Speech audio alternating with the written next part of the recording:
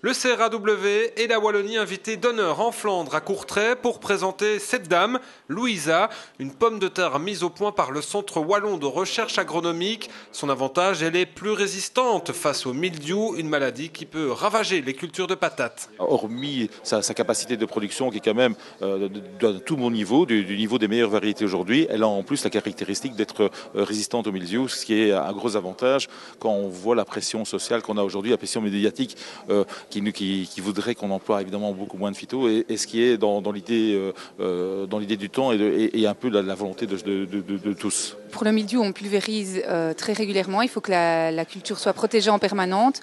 Et donc, avec une variété plus résistante, on n'est pas obligé de pulvériser autant. Et notamment, Louisa est cultivée en bio et les agriculteurs qui la cultivent sont très contents.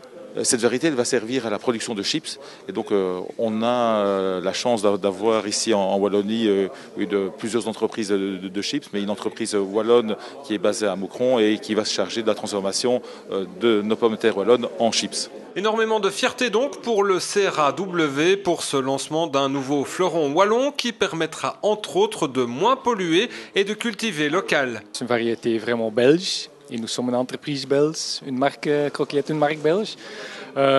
Deuxièmement, il a des bons rendements au champ. Et ici, la Louisa, elle relève ces challenges-là et en plus elle est résistante au mildiou.